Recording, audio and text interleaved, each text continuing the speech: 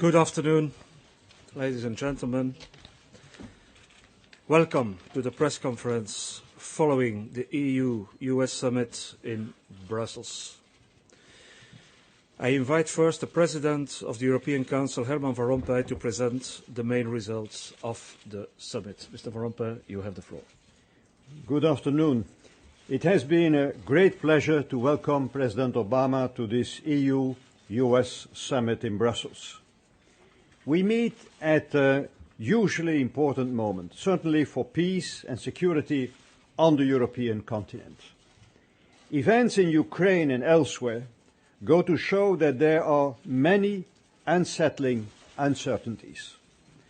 And that's why the solid certainty of the transatlantic relationship is so crucial. It is the bedrock to face these challenges, a bond of friendship tested by history, and that bond is shock-proof. Cooperation among our countries is unrivaled. So in our meeting today, we focused on the issues where together we can provide a political steer at the highest level.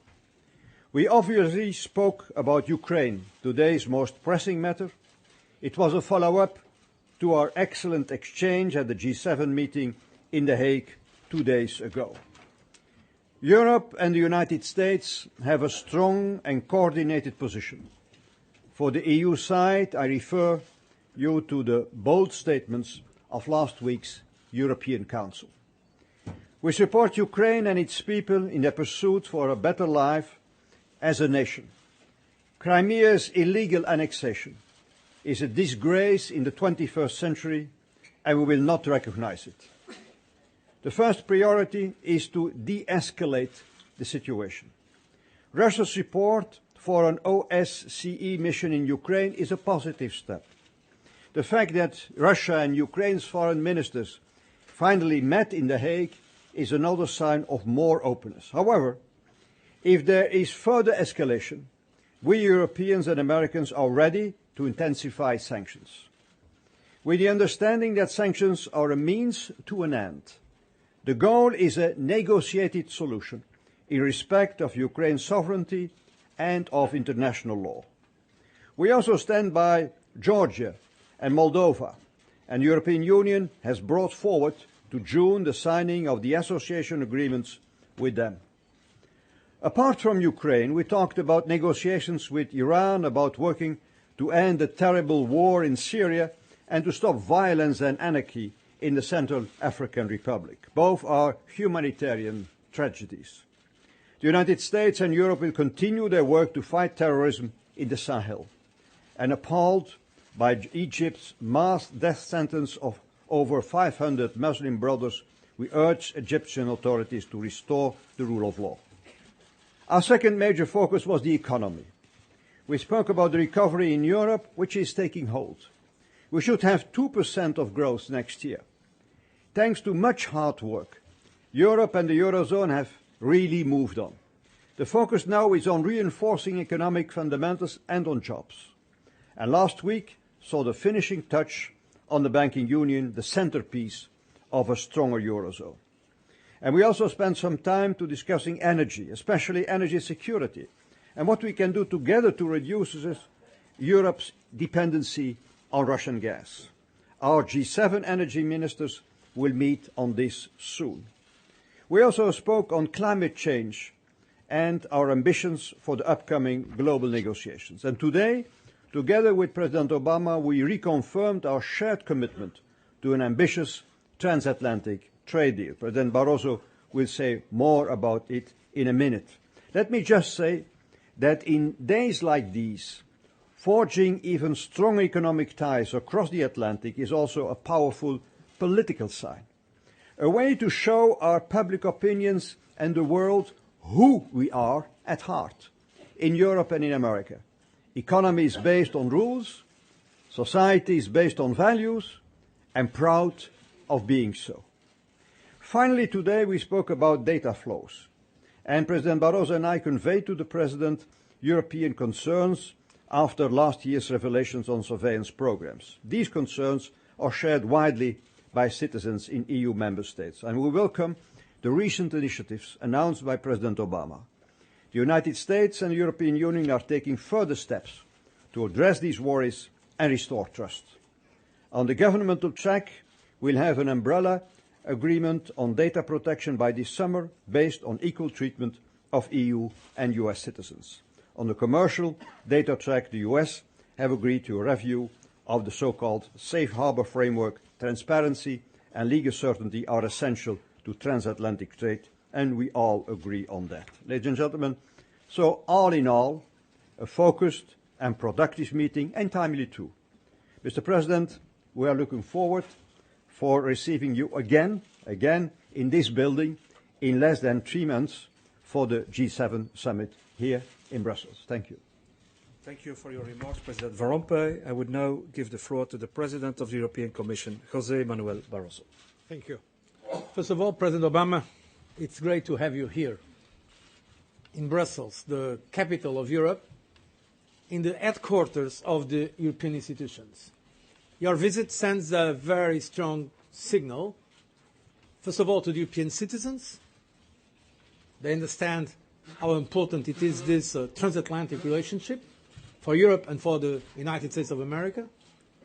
To American people, I like to say to the American people that you can count on us as your best friends and allies, and also to the rest of the world.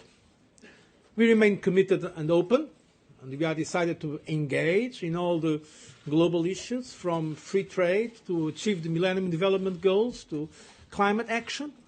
But at the same time, we will also be firm in defending our common values, those of peace, of freedom, of the rights of the individual, the rule of law, of international law. The European Union and the United States are working together to make sure that actions that are unacceptable will bear serious consequences. And in fact, we can say that it is in this spirit that we have not only been working on issues like Iran or the Middle East peace process, but most recently on the crisis in Ukraine. We have discussed this again today. We are determined not only to safeguard and to support independence and prosperity of that country, but also showing that some kind of unacceptable behavior cannot continue. We also discuss, linked to this aspect, but not only linked to this issue, the importance of energy security. At ministerial level, our teams are going to meet already next week to discuss some issues in terms of energy cooperation between Europe and the United States. A very concrete, probably the most concrete example of the deepening of our relationship is precisely the transatlantic trade and investment partnership, not only because it is the agreement that we are preparing for the most important economic relationship in the world. Every day there is a trade of 2.2 billion euros, around $2.6 billion between the two sides of the Atlantic. It's not just because of the huge dimension of this agreement, but because it will be an agreement among equals. Not only our economies are equal in size, but our societies are equal in values. And I believe that to both our economies, a new impulse of this TTIP, Transatlantic Trade and Investment Partnership, will be very important to give a decisive injection of dynamism and indeed even increase the potential for growth. Not only for the big business, but also for small, medium-sized businesses. From every household, there are great potentials in terms of job creation, both sides of the Atlantic, if we do it right. And today we have confirmed that we are determined at the highest level to make it happen and to be a success, not only for us, but also for the global economy. Thank you. Thank you. I will now pass the floor to the President of the United States, Barack Obama. To President Van Rompuy and President Barroso, thank you both for welcoming me here today. Over the years, we've met in Prague, we've met in London, or in Lisbon, we've met at the White House, we've met in Northern Ireland, this week in The Hague, so it's good to finally meet the presidents of the European Union at the European Union. As I've said before, Europe is America's closest partner. Europe, including the European Union, is the cornerstone of our engagement around the globe. We are more secure and we are more prosperous.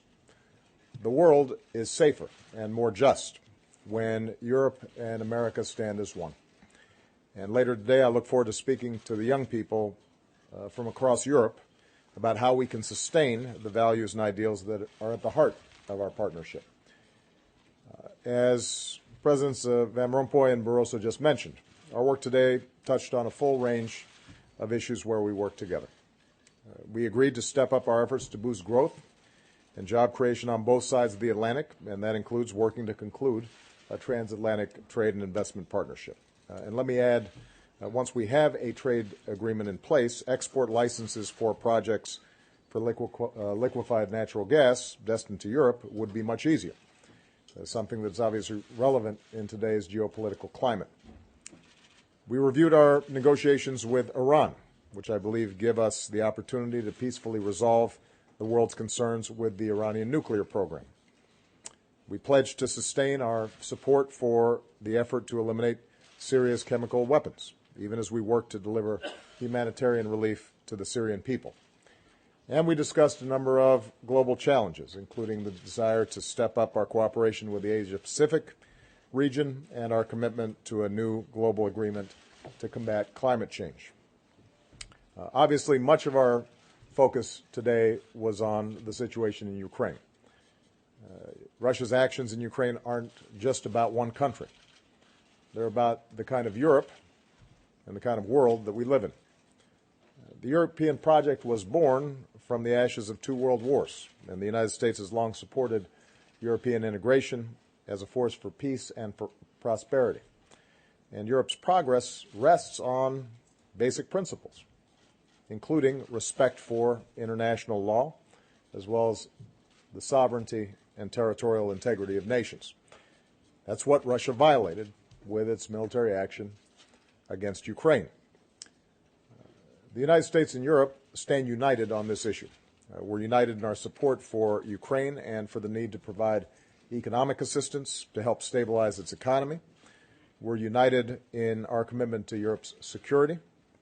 We're united in our determination to isolate Russia and impose costs for Russia's actions. Every step of the way, I've coordinated closely with our allies and partners in Europe, and I want to thank Presidents Van Rompuy and Barroso for the leadership they've shown during this difficult time. I want to commend the EU for the important steps taken already to make sure Russia feels the costs of its behavior in Ukraine by implementing visa bans and freezing assets and designating individuals for sanctions, as well as canceling a number of engagements with Russia, and making it clear that if Russia stays on its current course, the consequences for the Russian economy will continue to grow. Of course, all this comes atop the measures and sanctions that the United States and others around the world are imposing on Russia, and taken together, they're the most significant sanctions Russia has faced since the end of the Cold War. Moreover, Russia stands alone. Russia stood alone when trying to defend its actions at the UN Security Council. The 28 members of the European Union are united. The 28 members of NATO are united. Every member of the G7 has imposed sanctions on Russia, as we announced on Monday. And the G7 will meet here in Brussels in June without Russia. So if anyone in the Russian leadership thought the world wouldn't care about their actions in Ukraine, or that they could drive a wedge between the European Union and the United States, they clearly miscalculated. As I've said repeatedly and was mentioned by both Presidents Van Rompuy and Barroso, there is still a way for Russia to work with Ukraine and the international community to de-escalate the situation through diplomacy. That's the only way that the issue will be resolved. If Russia continues on its current course, however, the isolation will deepen. Sanctions will increase, and there will be growing consequences for the Russian economy. And this reflects the enduring commitment to the goal that has brought Europe and the United States together for decades, a Europe that is whole and free and at peace. In closing, I just want to say to Presidents Van Rompuy and Barroso, as you prepare to conclude your tenures later this year, thank you for all the outstanding work that you've been able to do together. We have gone through some very rocky waters. We've persevered through some very difficult economic times. But throughout this process, we've been able to deepen the ties between the European Union and the United States. We've been able to advance the cause of security and human dignity around the world. I'm personally grateful to both of you for your leadership as well as your friendship, and most importantly, for the purposes of our countries that we represent here today, your dedication to the transatlantic relationship. So thank you very much. Thank you for your statement, President Obama. Now there is time for 2 questions. Thank you for your kind understanding. Please state your name at the media you are presenting before addressing your question. Yes, sir? Yes? Christian Böhmer, German press agency, DPA. Good afternoon. I have 1 question for the Presidents Obama, Barroso and Van Rompuy. First is on Russia and Ukraine. Given that the US has less to lose from economic sanctions against Russia, would it be appropriate to envisage support for European allies, for example, in the realm of energy? Second, you mentioned all 3, the transatlantic trade and investment partnership. A lot of citizens have concerns. They fear that standards for environment protection or consumer protection might be at stake. How do you want to convince these citizens? Thank you very much. With respect to sanctions, so far what we've seen is excellent coordination between the United States and Europe. I think on both sides of the Atlantic there was recognition that in the initial incursion into Crimea, we had to take some very specific steps, and we did, identifying individuals that were in part responsible for those actions. When the Russian government made the decision to annex Crimea after a referendum that nobody outside of Russia, I think, could take seriously, we then heightened those sanctions, again in coordination. What we're now doing is coordinating around the potential for additional, deeper sanctions should Russia move forward and engage in further incursions into Ukraine. And we recognize that in order for Russia to feel the brunt, the impact of these sanctions, that it will have some impact on the global economy as well as on all the countries that are represented here today. And we're mindful that that's going to be different, not just between the United States and Europe, but also among different countries inside of Europe, some of whom are more dependent, for example, on energy from Russia than others are. So we're taking all of this into account. I think energy is obviously a central focus of our efforts, and we have to consider very strongly. This entire event, I think, has pointed to the need for Europe to look at how it can further diversify its energy sources, and the United States is blessed with some additional energy sources that have been developed in part because of new technologies. And we've already licensed, authorized the export of as much natural gas each day as Europe uses each day. But it's going into the open market. It's not targeted directly. It's going through private companies who get these licenses, and they make decisions on the world market about where that energy is going to be sold. The question is whether through our energy ministers and at the highest levels, we're able to find ways in which we can accelerate this process of diversification. And this is something we're very much committed to. We think it would be good for Europe. We think it would be good for the United States.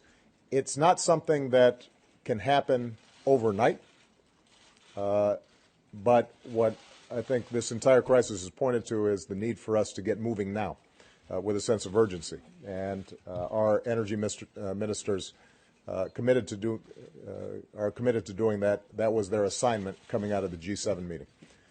Just on the issue of TTIP very briefly, we already do enormous trade, and there's enormous direct investment between the United States and Europe. We account for a big chunk of the world economy in our economic relations.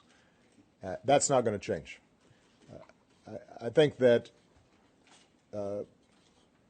our publics, both in Europe and the United States, have legitimate questions when it comes to trade deals as to whether or not it's going to benefit their countries over the long term, and can we make sure that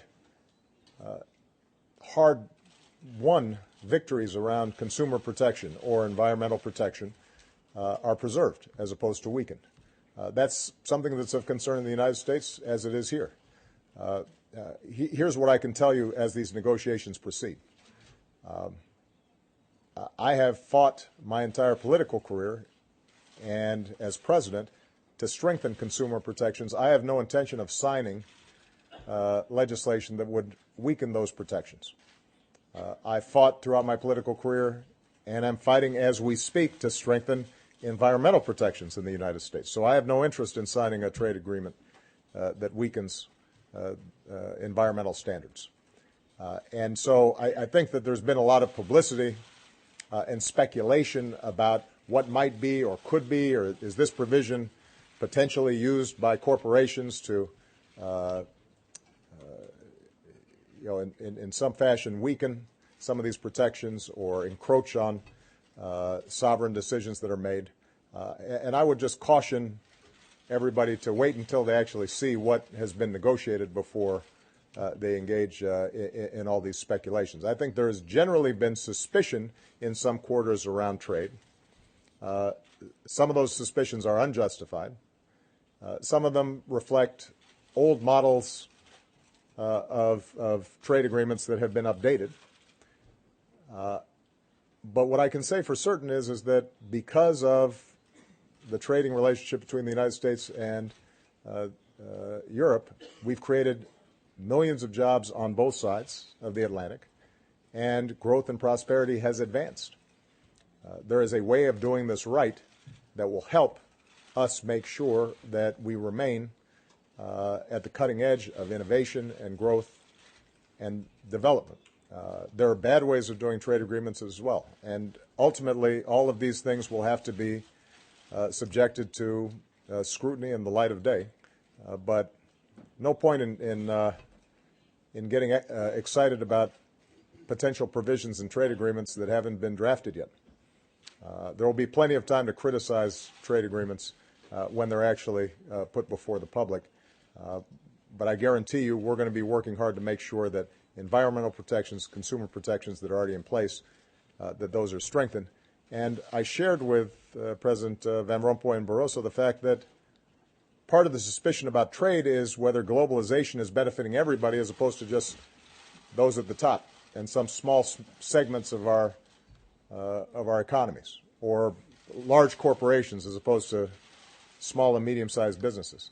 I think it is important for us as leaders to ensure that trade is helping folks at the bottom and folks in the middle, and broad-based prosperity, not just a few elites. And that's the test that I'm going to apply in whether or not it makes sense for us to move forward in a trade deal. I'm confident we can actually shape a trade deal that accomplishes those things.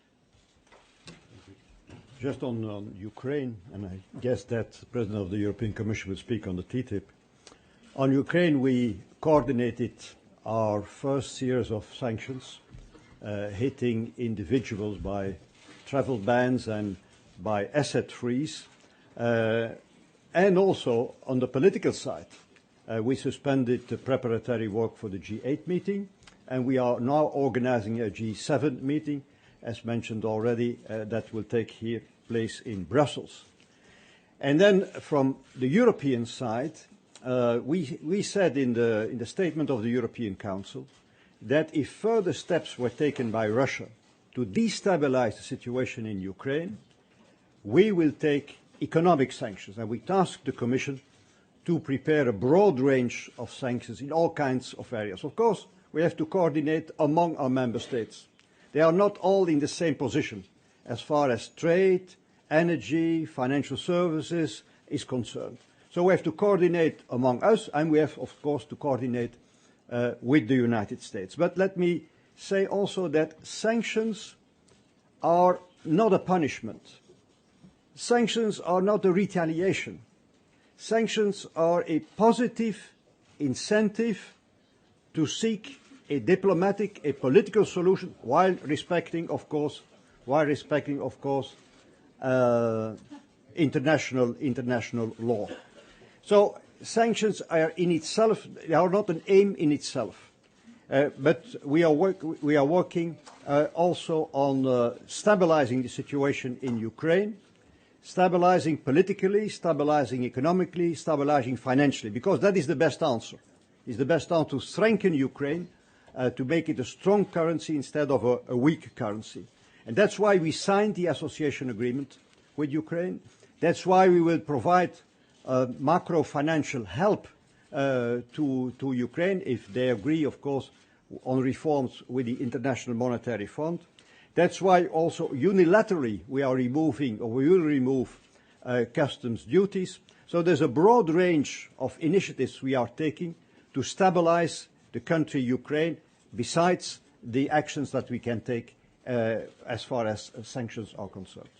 Still on this issue, I believe that all this talk about who is doing more on sanctions, United States or Europe, is really sterile and useless. First of all, because we are united, as we have shown, taking very important decisions like the cancellation of our European Union-Russia summit, or now, together, the cancellation of the G8 summit in Sochi, and indeed the organization of a G7 meeting here in Brussels. It's true what you said, that in fact the European economy is much more linked to Russia, and Russia to the European Union and the United States, and that in fact Russians are much more looking to Europe, also because they are traveling more here, and so on. That's precisely why one measure in Europe that may appear not so ambitious as an American one has at least the same effect. Because our trade with Russia is comparable with what the United States have with Japan, for instance. So we are preparing the necessary measures in a determined way, of course consulting with our American partners and friends. What it is important, is that, as I just said, is that we make sure that unacceptable actions will bear very serious consequences.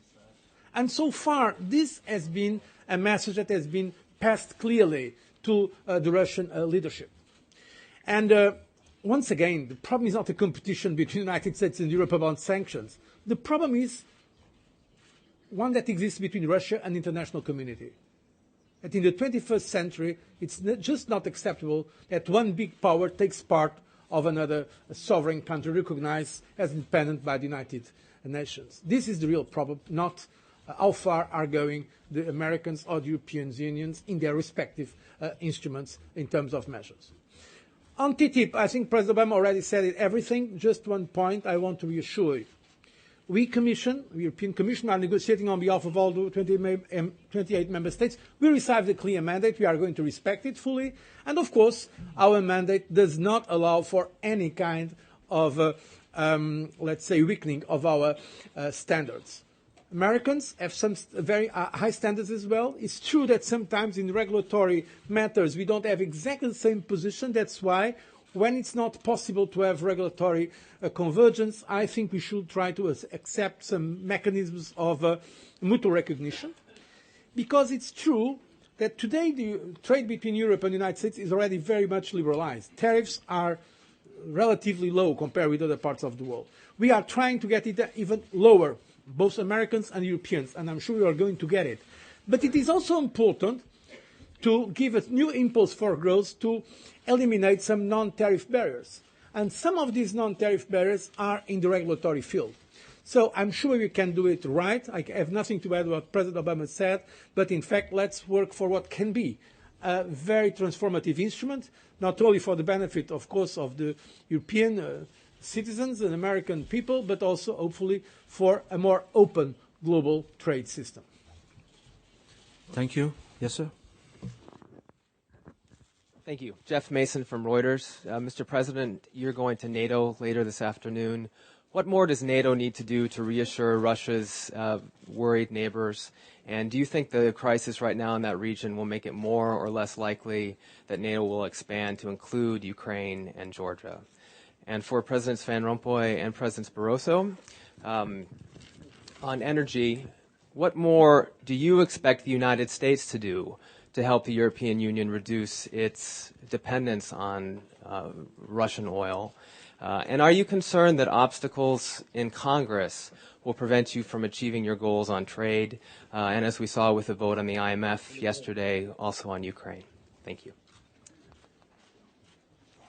Well, I'm looking forward to having my meeting with Secretary General Rasmussen, whose term is expiring, and I have to say has provided outstanding leadership to NATO on a whole range of issues. So let me take an opportunity now, without him being here, to compliment him on doing just an outstanding job.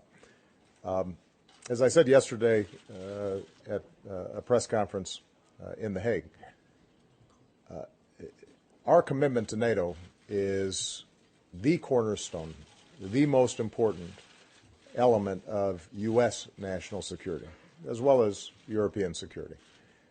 And so at the core of NATO is our Article 5 commitments to collective defense.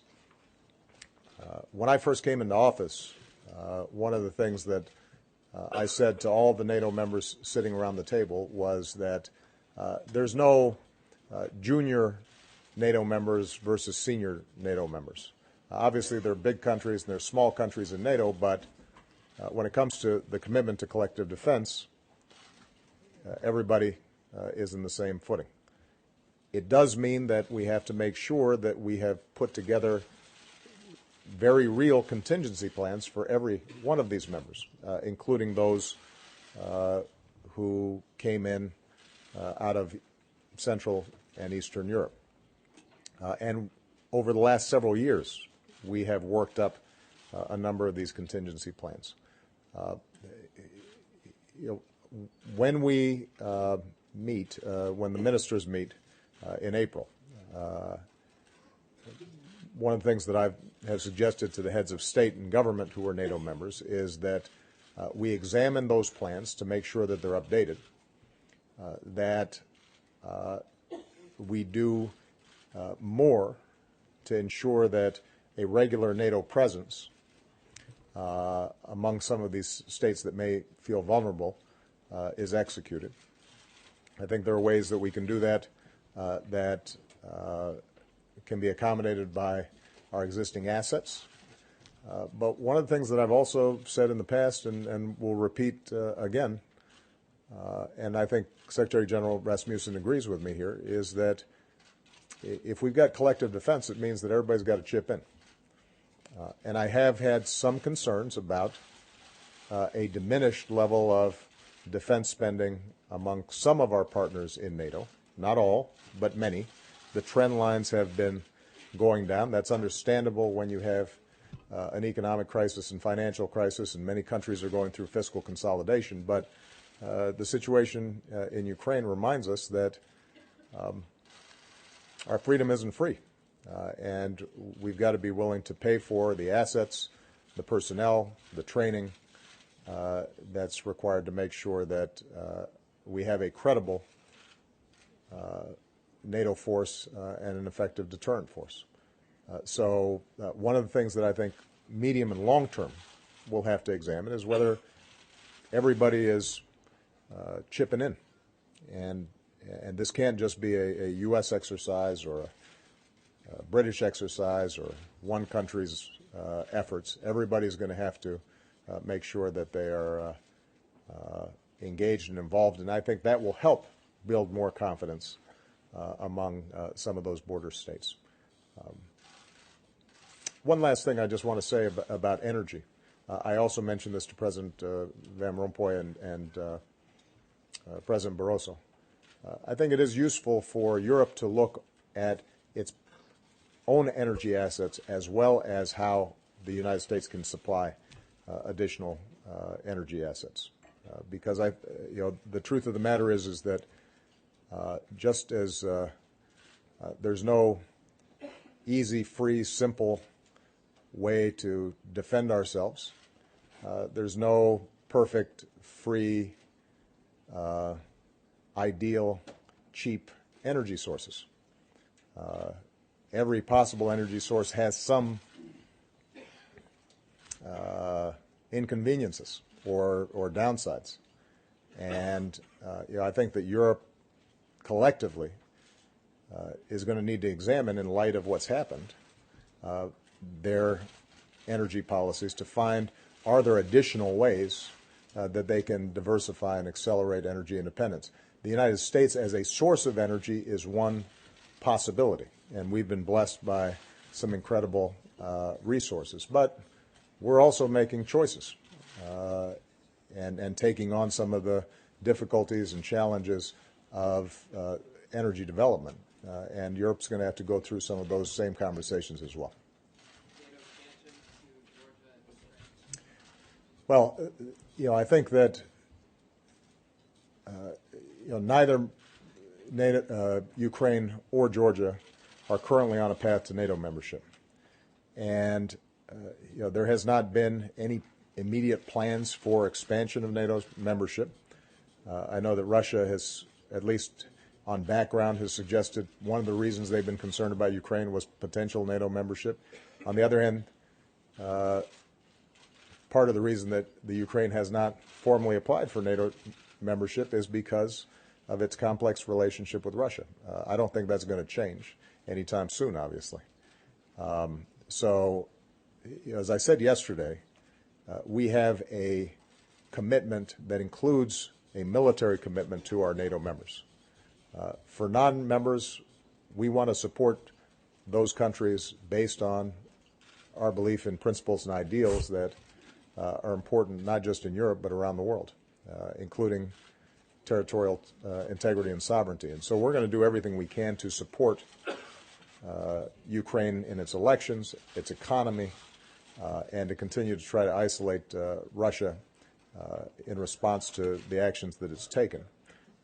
But I think it would be unrealistic to think that the Ukrainian people themselves have made a decision about that, much less the complex process that's required in order to actually become a NATO member.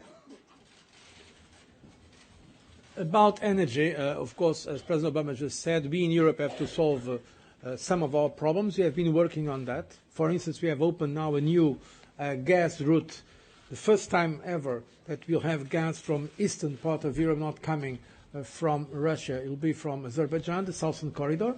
We have made progress in many areas of the internal market, interconnections, reverse flows, and so on and so forth. We are working on that.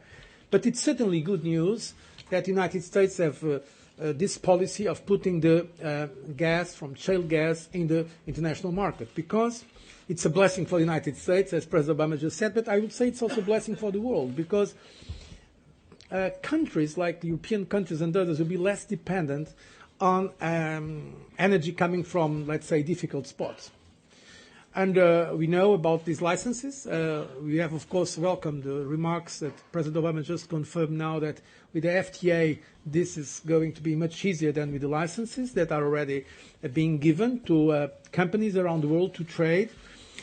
And most importantly, also, we have decided to increase our cooperation in the field of energy.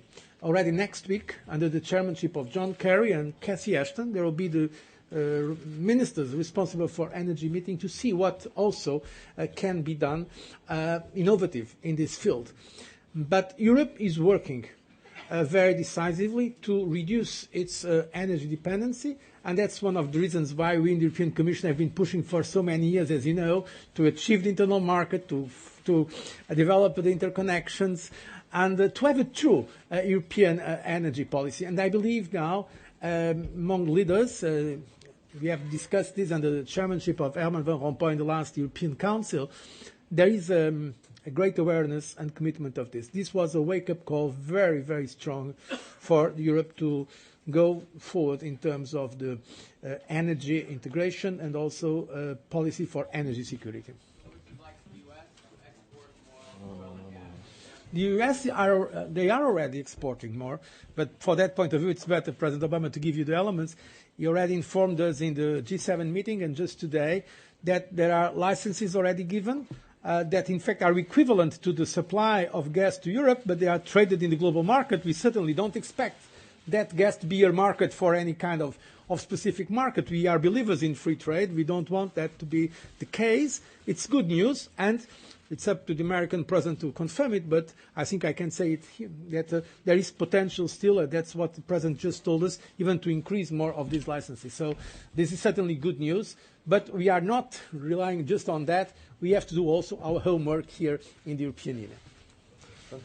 Okay, thank you for your attention. Thank you.